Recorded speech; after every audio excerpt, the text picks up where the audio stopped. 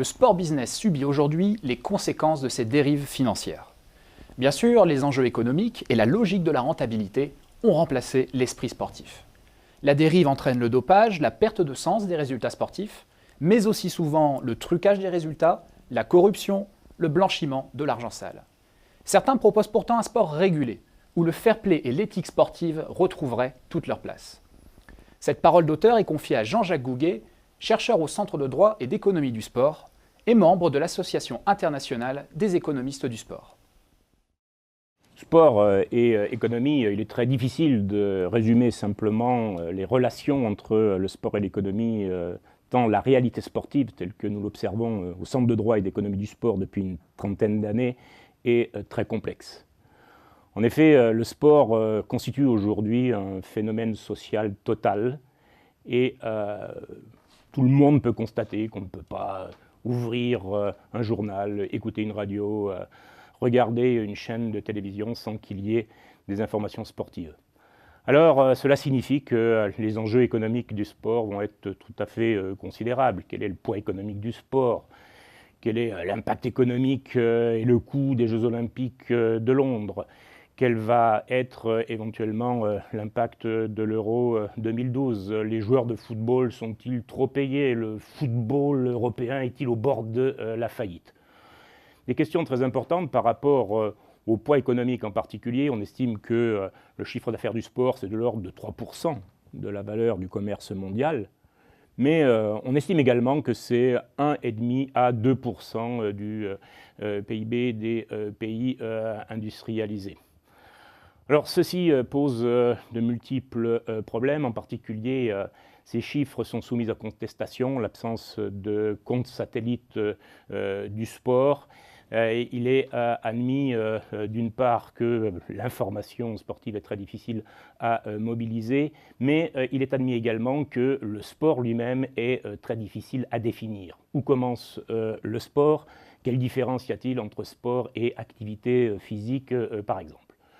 Sur ce point, tout le monde s'accorde à reconnaître qu'il y a 3 segments essentiels. Le premier segment, c'est bien sûr le sport professionnel. Le deuxième, c'est le sport amateur de compétition. Et le troisième segment, c'est le sport de loisir. Alors, l'analyse économique va s'occuper de ces 3 segments, mais qui présentent des spécificités. Le sport business, c'est quelque chose qui va s'analyser comme les Américains, l'industrie du sport avec les instruments de l'analyse de l'économie industrielle. Le sport amateur de compétition est producteur d'externalités, c'est-à-dire de l'éducation, de la santé, de la citoyenneté, du lien social. Alors là, ça va poser un problème d'évaluation et également de la façon dont rémunérer cette partie. Le sport loisir peut s'analyser avec de multiples instruments comme l'économie du tourisme, je pense par exemple au sport de nature, mais également l'économie présentielle sur un territoire donné, mais également cette nouvelle branche d'économie qu'on appelle tout simplement l'économie du bonheur. Le sport génère du bien-être. Alors vous voyez la très grande diversité qu'il y a, et pour présenter ça simplement, je redonnerai mon propos autour de 3 mots-clés: développement, organisation et éthique. Développement, quelle relation entre sport et développement économique qui permet de comprendre véritablement la place du sport dans les sociétés modernes. Alors ici, il faut revenir aux années 80. Je prendrai l'exemple emblématique des Jeux Olympiques, où le président de l'époque, Antonio Samaranch, a pris 2 décisions fondamentales. Première décision, l'envoi des professionnels aux Jeux Olympiques, jusque-là réservés aux amateurs, c'était en 1981. Deuxième décision, la vente commerciale des anneaux olympiques. Donc ces 2 décisions font basculer les Jeux Olympiques dans l'ordre économique mondial. Et de façon générale, le sport va devenir un système éminemment complexe autour de 4 acteurs majeurs. Premier acteur, des institutions sportives internationales. UEFA, FIFA, CIO, fédérations internationales. Deuxième acteur, des multinationales. Nike, Adidas, mais tous les sponsors, Coca-Cola certainement en tête. Troisième acteur, des grands médias, Canal+, Eurosport, NBC. Et quatrième acteur, des agences de marketing. Pour être complet, il faudrait rajouter un cinquième acteur qui sont les États-nations, très preneurs dans le fait de gagner des médailles. Alors tout ceci constitue un système éminemment complexe que certains ont appelé le système sportivo-industriel et qui pose un certain nombre de questions, à savoir qui détient le pouvoir? Quel est le rapport de force entre toutes ces parties prenantes?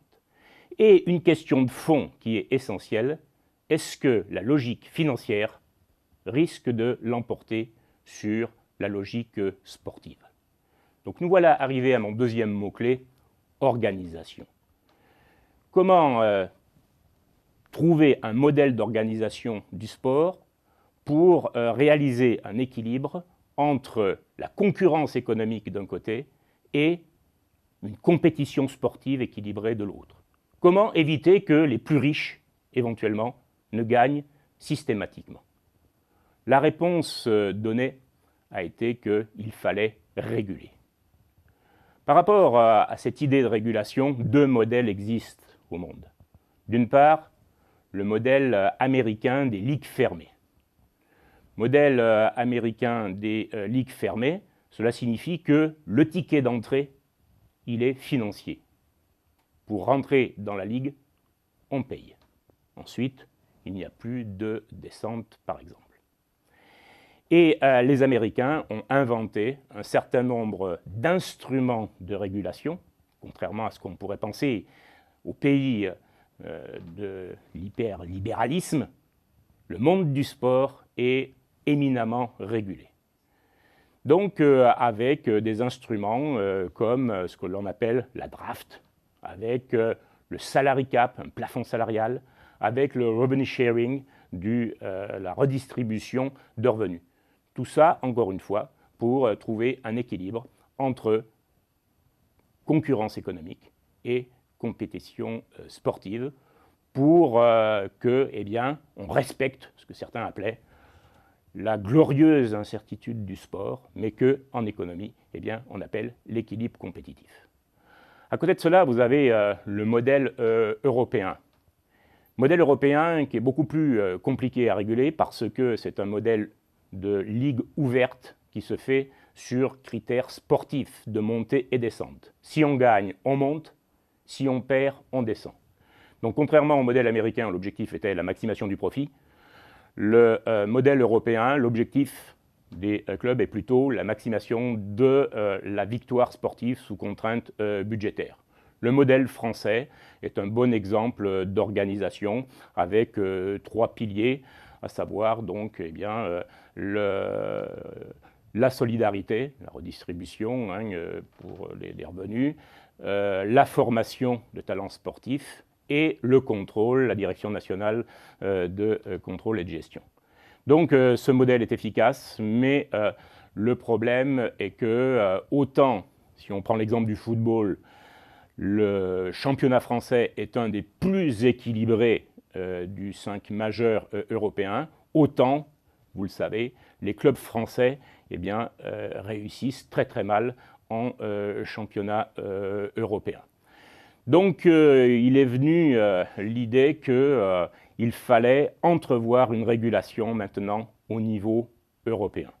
Et c'est tout le sens, par exemple, de ce que le président de l'UEFA, Michel Platini, cherche à mettre en place, à savoir eh bien, le fair play financier. Le fair play financier eh bien, qui cherche à lutter contre le doping financier. Alors ça me fait une bonne transition pour aller vers le troisième mot-clé, l'éthique. Il est certain que le sport professionnel, d'un point de vue éthique, eh bien, connaît de redoutables problèmes de dérive. Je citerai en premier le risque de soumission de la logique sportive à la logique financière. Un bon exemple peut être trouvé au niveau des relations entre le sport et la télévision. Regardez comment le sport, on a dû adapter les formats de compétition, le décompte des points à la logique télévisuelle. Il est très connu, le tie-break en tennis, ou bien éventuellement le décompte des points en volleyball ou en tennis de table. Les matchs étaient trop longs pour la télévision, donc il a fallu raccourcir tout cela. Deuxième type de dérive, bien sûr, le dopage. Il n'est pas la peine d'insister sur les risques considérables que fait courir le dopage à la réputation du sport, mais également des tricheries, des matchs arrangés, des caisses noires, des fausses passeports, etc. Mais également de la corruption et des mafias avec, au bout du compte, du blanchiment d'argent sale. Il est évident que le sport est une excellente lessiveuse. Et dernier élément, quelque chose qui inquiète énormément les autorités, les paris truqués sur Internet avec corruption des joueurs, des arbitres, des dirigeants.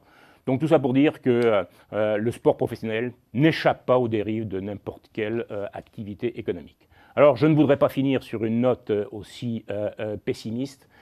N'oublions pas le sport amateur, n'oublions pas le sport loisir, qui génère, je disais tout à l'heure, énormément d'externalités sociales, du lien social, de l'éducation, de la santé, de la citoyenneté, du développement durable, etc. Tout ce que l'on appelle donc l'utilité sociale du sport, qu'il s'agit d'évaluer, qu'il s'agit éventuellement même de rémunérer, avec de la péréquation par rapport au secteur professionnel, avec des écotaxes sur les dérives dont je vous parlais tout à l'heure, ou tout simplement sur fonds publics au nom de l'intérêt général. En effet, donc, ce sport amateur est porteur d'un certain nombre de valeurs, fair play, respect de l'adversaire, respect des règles, etc., qui pourraient être à la base de la promotion d'un nouveau modèle de développement économique dont on a énormément besoin aujourd'hui. Donc il y a une véritable culture sportive qui existe, qui peut permettre d'améliorer le bien vivre ensemble, et c'est cela qu'il faut absolument préserver.